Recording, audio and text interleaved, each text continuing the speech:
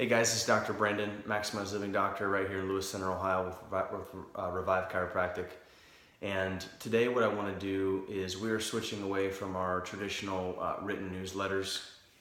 I love to read stuff. I think it's really important. We're kind of getting away from putting our head down on a page and reading, which is great for the brain, but a little bit easier for you guys to listen to this stuff and to watch it at work when you get some breaks. So we're listening to your feedback and we're coming at you with videos, and we're going to try that out for a little bit. So this is your newsletter for the week. I want to talk about the dreaded cancer.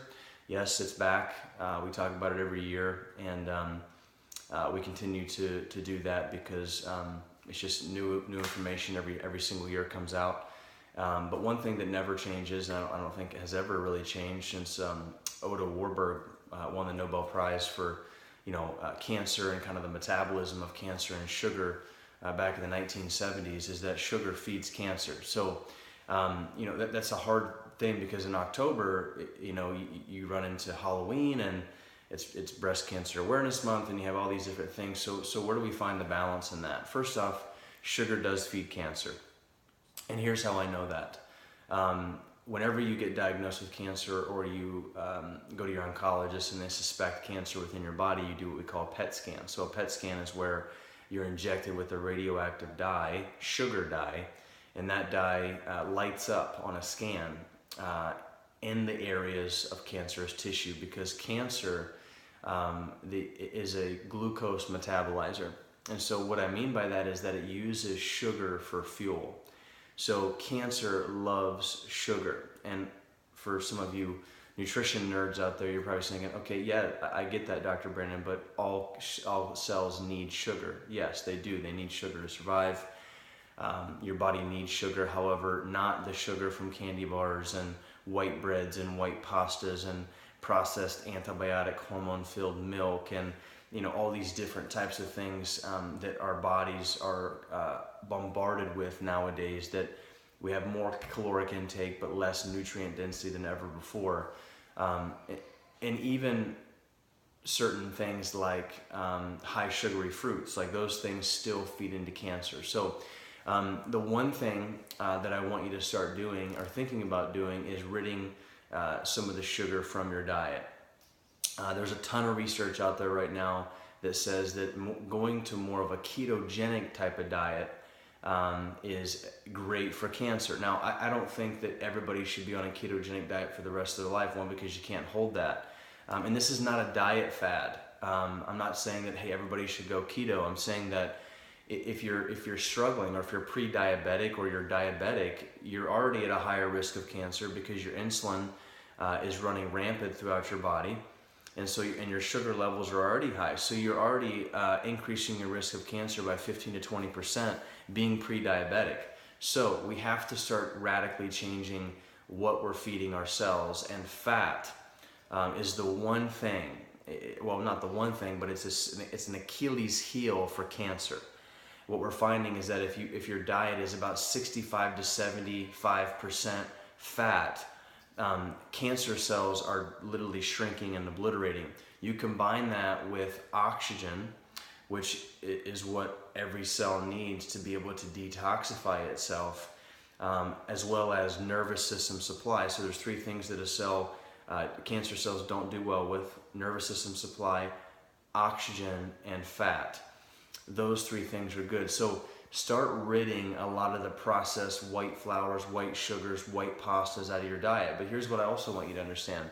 The artificial sweeteners like sucralose and all these different things that you're finding in protein powders that you might get from GNC, or even that you order online. Like, I'm in the CrossFit community a lot, and so even your Progenics or your Muscle Farm protein powders, a lot of the ones like I think it's SFH, and Maximize Living has a great Perfect Protein, a bone broth, Ancient Nutrition protein powder. Those proteins are more, they don't have the artificial sugars that are going to trick your insulin levels to spiking anyway.